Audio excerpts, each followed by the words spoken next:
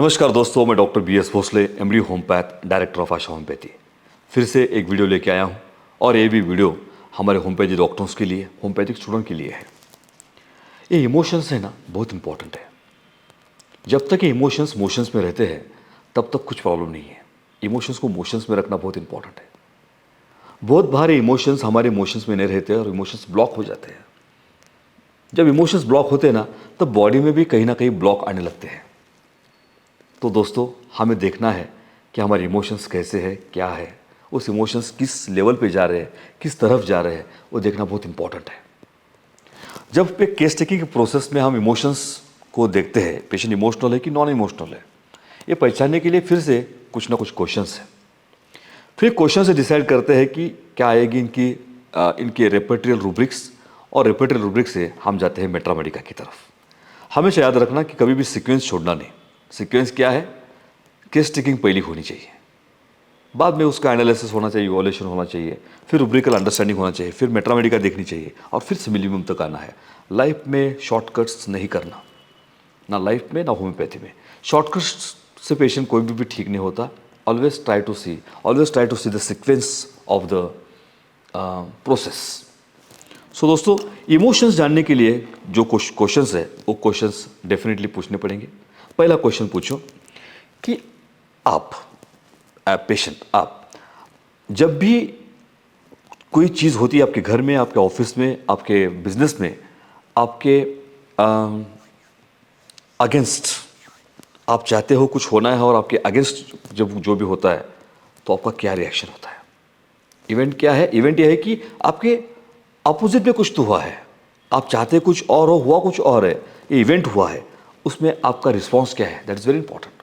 क्योंकि उस रिस्पॉन्स से क्या समझ में आएगा? उस रिस्पॉन्स से हमें रेपर्टरियल रूब्रिक समझ में आ जाएगा। 1, आप इमोशनल सेंसिटिव कितने हो? आप इमोशनल सेंसिटिव कितने हो? आपके सामने जो भी होता है उसके लिए आपकी रिएक्शंस क्या होती है? सामने जो भी है, सामने फॉर एग्जांपल कोई बेगर आया और बेग कर रहा है तो आपकी रिएक्शन क्या है? कोई एनिमल है, एनिमल को कोई मार रहा है तो आपकी रिएक्शन क्या है? कोई रो रहा है तो आपकी रिएक्शन क्या है? किसी का एक्सीडेंट हुआ है तो आपकी रिएक्शन क्या है? जो भी आसपास हो रहा है ना, उसके लिए आपकी इमोशंस क्या है? उसमें से कुछ ना कुछ पता चलेगा उस इंसान का। ये पूछो कि आप जब चलते हो रास्ते पे या घर पे, किधर भी जब भी चलते हो या रुकते हो किधर भी, तो कोई आपको अगर हेल्प मांगता है तो आप हेल्प करते हो क्या? हेल्प मांगता है तो आप बिना पूछे जाके हेल्प करते हो कि पूछने के बाद हेल्प करते हो, कि हेल्प पूछने मांगने के बाद भी आप हेल्प कुछ भी नहीं करते?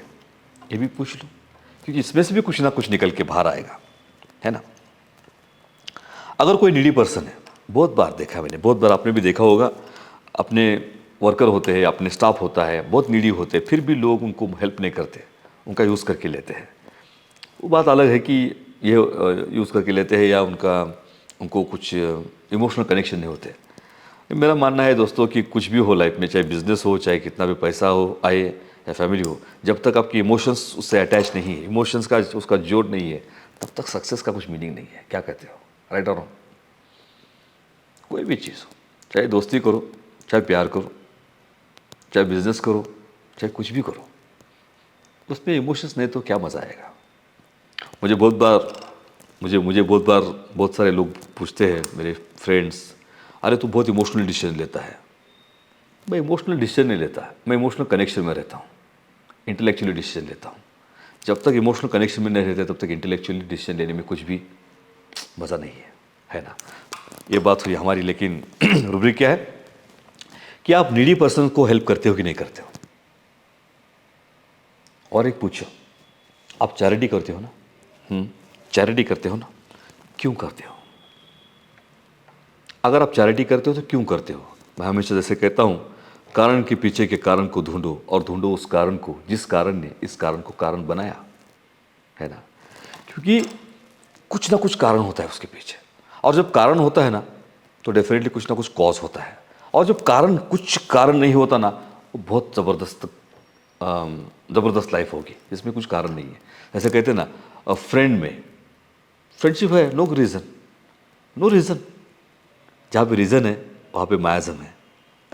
और जहाँ पे रीज़न नहीं है वहाँ पे विज़डम है।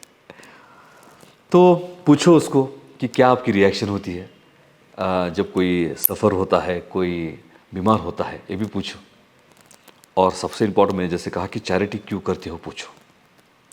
क्योंकि देखिए चैरिटी वर्क जो होता है अच्छा होता है, लेकिन चैरिटी के नाम पे लोग क्या करते हैं, अपना बिजनेस बढ़ाने के लिए भी चैरिटी करते हैं, अपना बिजनेस वॉल्यूम बढ़ाने के लिए चैरिटी करते हैं, इन्वेस्टमेंट के लिए चैरिटी करते हैं, अपना नाम लेने के लिए चैरिटी करते हैं। बहुत सारे लोग ऐसा करते हैं। हमें देखना है, क्योंकि वो मेट्रामेडिका ऐसी है ना, बहुत सारे ड्रग्स है ऐसे कि वराइटर्म चैरिटी क्यों करेगा, कलकीरा चैरिटी क्यों करेगा, नाइट्रम चैरिटी क्यों करेगा, फॉस्फोरस चैरिटी क्यों करेगा, सल्फर चैरिटी क्यों करेगा। मैं आने वाला हूँ, ड्रग पे भी आने वाला हूँ बाद में, लेकिन आप इतना तो पता होना चाहिए कि philosophy of the mind, philosophy of the man मालूम होनी चाहिए। तो जैसे ही इस क्वेश्चंस पूछोगे उसमें से रूब्रिक बाहर निकल के क्या आएंगे, 1, वेदर पेशेंट इज सेंटिमेंटल और नॉट। ये जो पेशेंट है, ये जो पर्सन है, वो सेंटिमेंटल है कि नहीं है।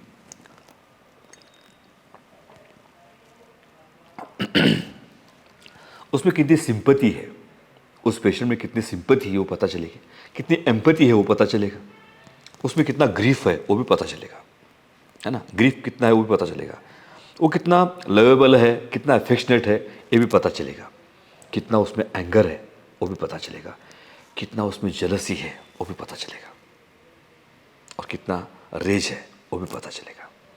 देखिए ये सब क्वेश्चन से ही पता चलेगा ना कि whether patient is angry, jealousy, suspicious, boaster, ये सब इसमें से पता चलेगा। और फिर हमें देखना है कि पेशेंट इमोशनल है, नॉन इमोशनल है, प्रैक्टिकल है कि हाईली इमोशनल है, क्या कॉम्प्लेक्सिटी में है, ये सब देखने को मिलेगा। दोस्तों देखो, मैं फिर से एक बात कहता हूँ आपसे, we are not treating the disease only, we are treating the process behind the disease, and we have to understand the process behind the disease. If you don't understand the process behind the disease, we cannot cure the patient, है ना।